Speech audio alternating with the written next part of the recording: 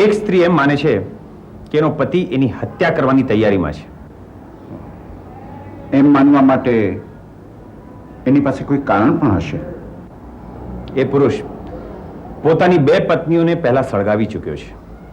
આ પરિસ્થિતિમાં સ્ત્રીએ શું કરવું જોઈએ? એનો આધાર સ્ત્રી પર છે. જો એ પોતાના પગ પર ઊભી રહી શકે તેમ હોય તો એને પોતાના કિંમતી ઘરેણાં અને સામાન લઈને પોતાના પતિનું ઘર છોડી દેવું જોઈએ એમ હું માનું છું. અને જો પતિ ચોરીનો આરોપ મૂકીને એના ઉપર કેસ કરે તો?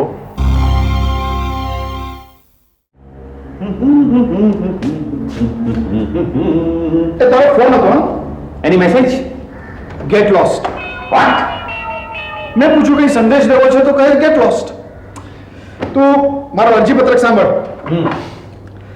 માનનીય મેનેજર સાહેબ, જય શ્રી કૃષ્ણ સાથે લખવાનું કે હું સહાયક સેલ્સ મેનેજરની નોકરી માટે 100 ટચના સોના જેવો ઉમેદવાર છું. હું ડબલ ગ્રેજ્યુએટ છું. મેં એડવર્ટાઇઝિંગ તથા માર્કેટિંગનો ડિપ્લોમા પણ મેળવ્યો છે. હું શાંત મિજાજનો ખૂબ જ ઉત્સાહી યુવાન છું. વધુ વિગતો માટે જુઓ અરજીપત્રક. લિખિતન તમારો વિશ્વાસુ હરિલાલ ફાફડાવાળાનો પૌત્ર અને પોથાભાઈનો દીકરો પ્રેમકુમાર પકવાસા. આને બિઝનેસ લેટર ના કહેવાય. ભલે, પણ મારી છાપ કેવી પડે છે? જે ફક્ત પોતાનું જ ભલું ઈચ્છતો હોય એવા યુવાન જેવી. આમાં મેં એવું ક્યાંય નથી લખ્યું.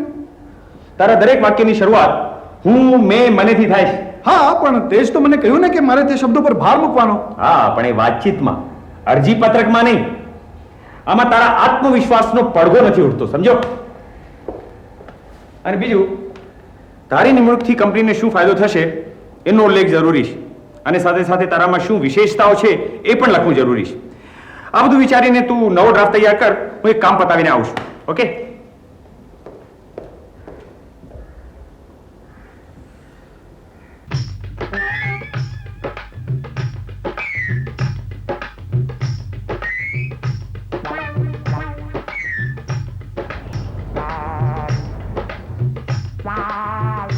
અલીએ હાર લાવી. ઓહો, આ રહ્યો. હવે તું જઈને પૂજા શરૂ કર. હે નરદેવતા, આજે 3 દમયંતીઓ તમારા શરણે આવી છે. તમે અમારા આંગણામાં હાજરા હજુર હોવા છતાં આ પાણીના એક ટીપા માટે અમારે યુદ્ધે ચડવું પડે છે. કંઈકના માથા ફૂટે છે તો કંઈકના ટાંટિયા ભાગે છે. હે નળદેવતા, તમે માનશો છેલ્લા 3 મહિનામાં મારા બધા આ સાડલા ફાટીને લીરા થઈ ગયા. હવે 3 ઢાંકવા એક આ સાડલો બચ્યો છે. એ જો ધીંગાણામાં ખપી જશે તો હું મારી કોમળ કાયા શેનાથી ઢાંકીશ? અને 3 ઢાંકવા તમને એ કટકો કોણ દેશે? દયા કરો અમારા ઉપર. મને નથી લાગતું કે આ નર દેવતા આપણા પર રીઝાય. કેમ અલી, વાંકું કા બોલસ? અરે હું જાણું છું, જ્યાં સુધી શાંતિ કુંજની આ પાવન ધરતી પર પાપ ધબકે છે ને ત્યાં સુધી આ નર દેવતા આપણા પર કૃપા નહીં કરે. અલી, એ તારી વાત હાવ સાચી છે. સાચું કેજો, તમારું કોની સાથે લફરું ચાલે છે? લાજ લાજ. હવે આ ઉંમરે હવે હું લફરા કરવાની હતી? પણ તું અને તારો વર દર શનિવારે બેસીને જે લઠ્ઠો પીઓ છો ને એને પાપ કહેવાય. હો અંશુયા, અને જરા સમજાવતો કે લઠ્ઠો ને સોમરસમાં ફેર શું છે? અરે હું આ નાના પાપની વાત નથી કરતી. તો હું તો પાપના પહાડની વાત કરું છું. ત્યાં જુઓ.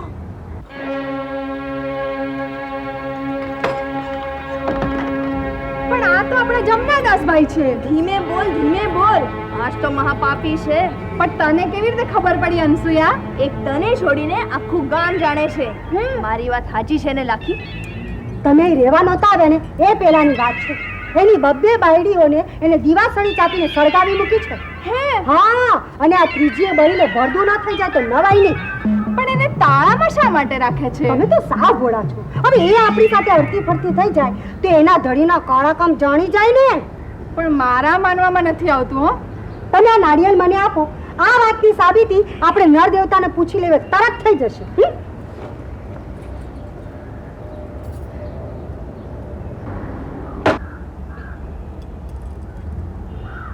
હે નર દેવતા, એ વાત સાચી છે કે જમનાદાસભાઈ માણસ નામે જમ છે? પાણી આવ્યું,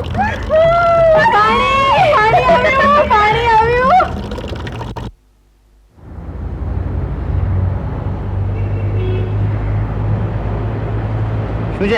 ચા લેશો?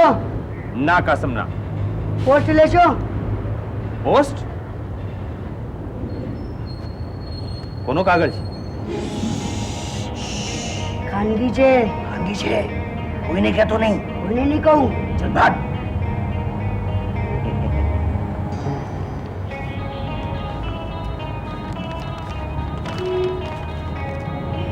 પ્રિય સફલભાઈ, આજે રાત્રે પણ મારા પતિ બહાર જવાના છે.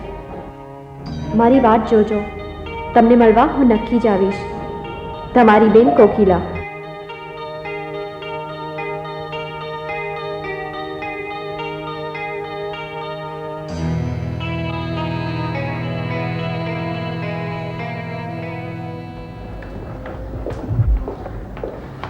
કેમ દીકરા અત્યારે? તમે ઉતાવળમાં છો? ડિસ્પેન્સરીમાં 5 મિનિટ મોડો પડીશ તો બહુ ફેર નહીં પડે. એક સમસ્યા ઊભી થઈ છે જે મારા ક્ષેત્રની બહાર છે. તારા કોઈ વિદ્યાર્થીની છે? ના પપ્પા, એક પડોશીની છે. મેં વિચાર્યું કે તમે ડોક્ટર પણ છો અને સમાજ સેવક પણ. કદાચ તમે કોઈ માર્ગ સુઝાડી શકો. બોલ ને. એક સ્ત્રી એમ માને છે કે એનો પતિ એની હત્યા કરવાની તૈયારીમાં છે. એમ માનવા માટે એની પાસે કોઈ કારણ પણ હશે. એ પુરુષ પોતાની 2 પત્નીઓને પહેલા સળગાવી ચૂક્યો છે. આ પરિસ્થિતિમાં સ્ત્રીએ શું કરવું જોઈએ? એનો આધાર એ સ્ત્રી પર છે.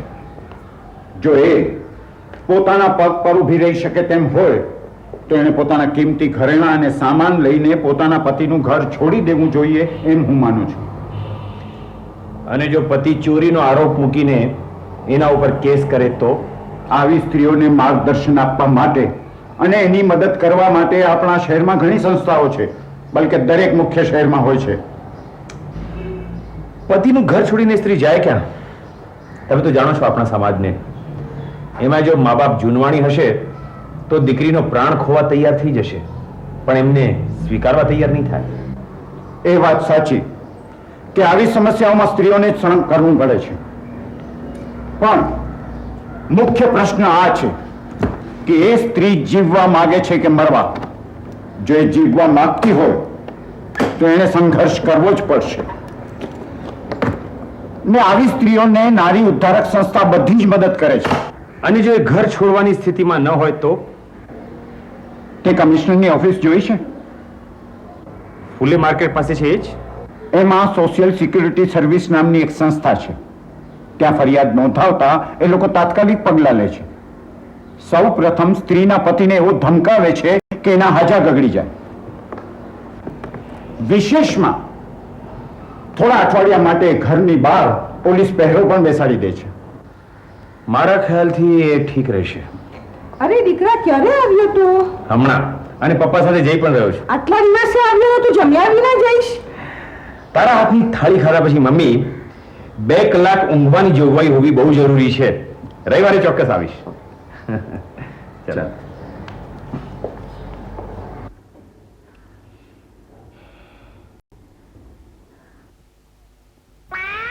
વાહ, સરસ શરૂઆત છે. તમે?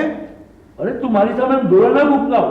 મેં તો માત્ર શરૂઆત વાંચી છે, આખી અરજી નથી વાંચી. તો લ્યો સાંભળો. તમારી શોધ અહીં પૂરી થાય છે. મારી શોધ તો ક્યારની આર્ટ ગેલેરીમાં પૂરી થઈ ગઈ છે. તમારી એટલે કે કાબો સુમોની. જેવી રીતે અખબાર વાળાઓ સમાચાર ઉપર મથાળા બાંધે છે ને, તેમ મેં મારા અરજી પત્ર ઉપર મથાળું બાંધ્યું છે. યુ સી, અરજી લખવી તે પણ એક કળા છે, અને અરજીમાં કંઈક નવીન હોય ને તો નોકરી મળવાના ચાન્સીસ વધે. નંબર 2 એ આ પાઠ ક્યારે શીખ્યો? અને બીજું, આ મથાળામાં મારા મનોબળનો રણકો પણ છે. તમારી શોધ અહીં પૂરી થાય છે. અર્થાત સેલ્સ સહાયકની નોકરી માટે હું એકલો જ લાયક ઉમેદવાર છું, બાકી બધા નાલાયક છે. એમ? આગળ વાત. હા, માનનીય મેનેજર સાહેબ, કાબોસુમો કંપની વિશ્વખ્યાતિ પ્રાપ્ત છે. તેની સફળતાનું રહસ્ય ફક્ત તેના માલની ગુણવત્તા નથી, તેના કર્મચારીઓની નિષ્ઠા, ધગશ તથા પ્રમાણિકતા પણ છે, અને તે કલ્પવું અઘરું નથી. આ મુદ્દાઓ પર ઊંડાણથી વિચાર્યા પછી મેં અરજી લખવાનું નક્કી કર્યું છે. ટૂંકમાં મારા વિશે કહું તો હું ડબલ ગ્રેજ્યુએટ છું અને એડવર્ટાઇઝિંગ તથા માર્કેટિંગનો મેં ડિપ્લોમા લીધો છે. મારા વિશેષ ગુણો નીચે મુજબ છે. નંબર 1, યાદશક્તિ કમ્પ્યુટર જેવી. નંબર 2, સ્વભાવ હસમુખો. નંબર 3, મિત્રતા બાંધવામાં નિપુણ. અને નંબર 4, મારો સિદ્ધાંત યોગ્ય રૂપે નિખાલસતા પ્રમાણિકતાપૂર્વક સીધું બોલવું. વધુ વિગતો માટે જુઓ અરજીપત્રક. તમારો વિશ્વાસુ પ્રેમકુમાર પકવાસા.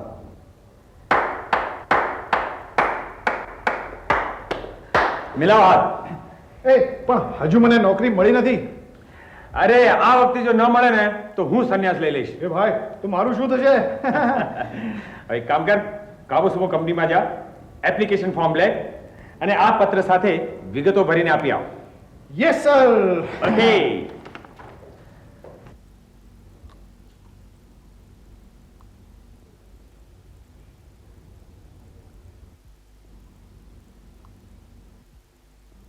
દાદાજી,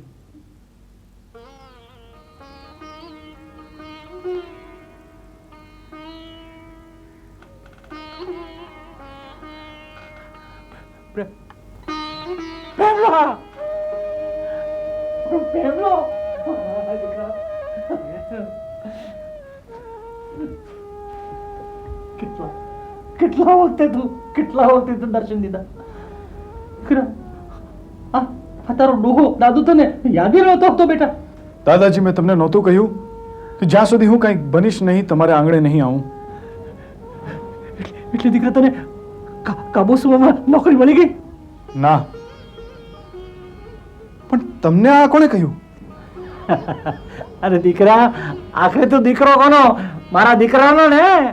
મારે તો મીર અને ભાગે તો ભરૂચ. ખરું કે નહીં? હવે ખરું. દીકરા, શું કામ આવ્યો? શું કામ હતું બેટા? સાચું બોલજો. એપ્લિકેશન ટાઈપ કરાવવું હતું. દાદાજી, એક વાત પૂછું? બોલ બેટા. તમને મારામાં કંઈક પરિવર્તન વર્તાય છે? આહાહાહા. પરિવર્તન? અરે પરિવર્તન જેવો ભારેખમ શબ્દ મારી જિંદગીમાં પહેલી વાર તારા મોઢે સાંભળ્યો. લે દીકરા. એ નહીં, બીજું કાંઈ? સાચું કહો, તારા ચહેરા પર, તારી આંખોમાં કોઈ દીકરા એક અનેરી ચમક દેખાય છે. એ ચમક જોઈને તમને આશ્ચર્ય નથી થતું? આશ્ચર્ય? સાચું કહેજો દીકરા, તને કોઈ પીર ઓલ્યો ખાનગીમાં તારી દરગાહ પર લઈ જઈને કોઈ માદળિયું બાંદળ્યું તો નથી બાંધ્યું ને? કે કોઈ સંતે પછી તારા માથા પર હાથ મૂકીને આશીર્વાદ તો નથી આપ્યા ને? સાચું બોલજે. ના, પણ સંત જેવો એક મિત્ર મળી ગયો છે. હે? સફલ કુમાર. હે? સફલ? દાદાજી, શું થયું? દાદાજી, શું થયું? કાંઈ નહીં દીકરા, જગતના કોક ખૂણે આ તારા દાદાને કોકે યાદ કર્યો છે, બીજું શું?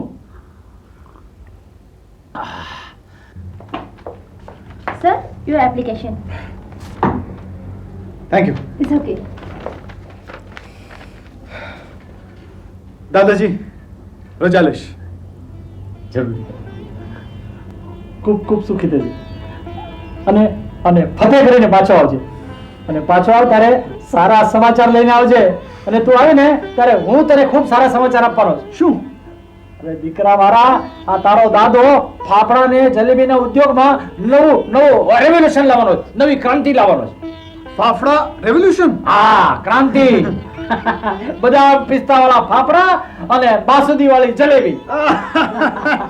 સી યુ દાદાજી.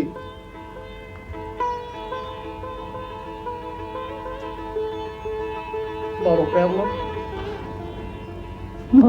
મારો કાળજાનો કટકો, ખૂબ ખૂબ સુખી થજે બેટા, ખૂબ ખૂબ સુખી થજે.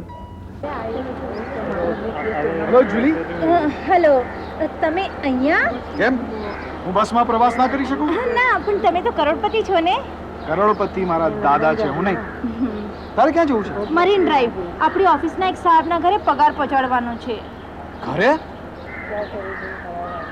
તે કામ શું કરે છે? પગાર લેવા તે નથી આવતા તો કામ શું કરતા હશે? તેને દર મહિને કેટલા પૈસા જાય છે? 10,000 રોકડા.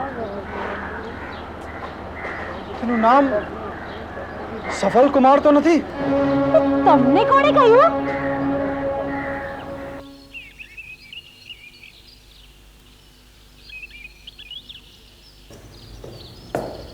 તું વોક લેવા નથી આવતો? ના. તારી તબિયત તો ઠીક છે ને? હા, તું કેમ નથી આવતો? મારી ઈચ્છા નથી. હું આટો મારીને આવું છું.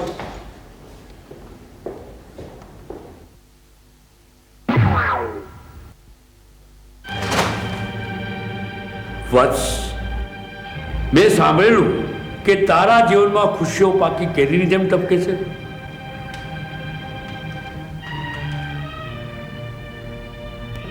અરે, આજે માથે નારિયેળ તો નથી પડ્યું ને? વાત મશ્કરીની નથી ગુરુદેવ. શું બન્યું?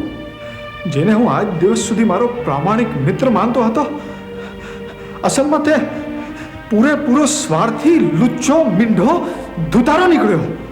આ તારો અભિપ્રાય સફળ કુમાર માટે હોય તો હું કહીશ કે લાખોમાં એક છે. અરે ધૂળ ને ઢેફા, અહીં હું એક એક પૈસા માટે તરસું છું ને તે હલકો મારા દાદાજી પાસે દર મહિને રૂપિયા 10,000 રોકાવે છે. એની મહેનતના છે. અરે પણ 10,000? ગધેડાને માણસ બનાવવાની કિંમત મને કઈ વધુ નથી લાગતી. હા, તમારા ગજવામાંથી જતા હોતા ને તો તમને બરોબર લાગતે. હું તો એમ માનું છું કે હરિજનને સોને તોલીએ તો પણ એનું ઋણ ન ઘટે. ફૂલ આપીને સફલ કુમાર તારા દાદા પાસેથી શું લેશે? વરસ પચશે ને તો 1,20,000 રૂપિયા થશે. બસ, અરે એટલા તો તું 2 વર્ષમાં કમાઈ લઈશ. પછી આખું એ જીવન તું લાખો કે બલકે કરોડોમાં રમીશ. આ તારો ચોખ્ખો નફો થયો કે નહીં? અરે આમ બાગડ બિલાની જેમ મારી સામે શું જુએ છે? અરે હું તને વેપાર સમજાવું છું. તમારું કામ છે ને ધંધો સમજાવવું નથી, ધર્મ સમજાવવું છે. મને અંધારામાં રાખીને તેણે મારી જોડે છેતરપિંડી કરી છે, પાપ કર્યું છે. તેને ભગવાન કોઈ દિવસ માફ નહીં કરે. જોજો તમે. એણે તને અંધારામાં રાખ્યો એનું કારણ પણ તે નથી, તારા દાદાજી છે. હરિભાઈ ફાફડાવાળા નહોતા ઈચ્છતા કે આ સોદાની જાણ તને થાય. સફળ કુમારે તો માત્ર એનો બોલ પાડ્યો છે. મારું મન માનતું નથી. કારણ કે તું કોડો છે. એ ગુરુદેવ! વત્સ, વાહ, કોઈ કન્યા તને કોડો કહે તો વાલું લાગે અને હું કહું તો ખૂચે. સફલ કુમારના મફતિયા વિદ્યાર્થીઓને પણ એ શબ્દ વાપરવાનો હક નથી, સમજ્યા?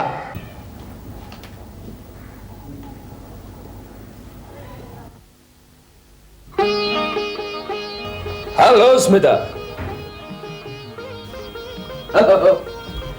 કેમ છો? What a surprise! આ શું છે? આ તમારા માટે છે. મારા માટે? પણ આજે મારો બર્થડે નથી. કેવી વાત કરો છો સ્મિતાજી તમે? અરે ફૂલોની ગિફ્ટ આપવા માટે કોઈ પ્રસંગની જરૂર થોડી પડતી હોય છે. આજે અચાનક મને અંતર્મનમાંથી પડઘો ઉઠ્યો કે જિંદગીમાં મેં તમને કશું જ આપ્યું નથી, તો મને થયું કે ચાલ આજે આ ફૂલોથી શરૂઆત કરું. શરૂઆત ખોટી નથી. હા, થેન્ક યુ પ્રદીપ.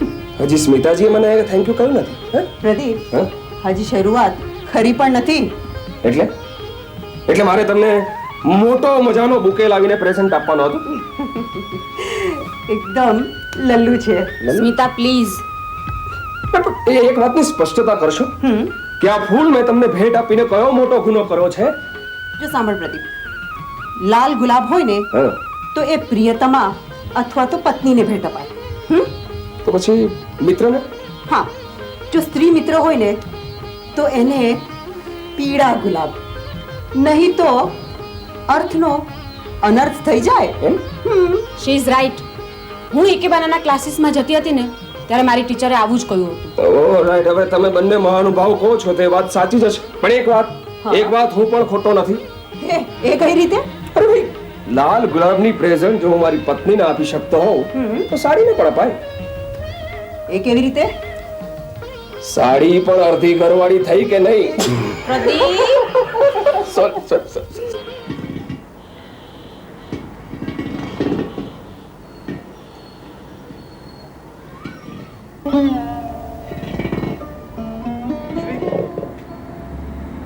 વીડી, તે જે કહ્યું તે સાચું છે. જ્યાં ખરો પ્રેમ હોય ત્યાં શંકા ના હોય. મેં તારા ઉપર શંકા કરી એટલે જરૂર મારા પ્રેમમાં કંઈ ખોટ છે. હવે એ ચર્ચાનો શું લાભ? વીજળી, શું આપણે બે પાડોશી, બે સારા મિત્રો તરીકે પણ સંબંધ ના રાખી શકીએ? આમ સામ સામે મળ્યા હોય તો બે ઘડી હસીને વાતો તો કરાય. એની માટે કાળજી જોઈએ. એ ક્યાંથી લાવો? નવી રીતે જીવતા તું શીખ્યો છે, હું નહીં. હું તો એ જ ગમાર, અભણ, ગામડાની છોકરી છું. અનાથ છું. ખરા પ્રેમની શોધમાં તારા આંગણે આવી તો ત્યાં એ મૃગજળ જ જોયા. તારે કહેવું છે શું? બહુ જલ્દી મારા લગ્ન થવાના છે.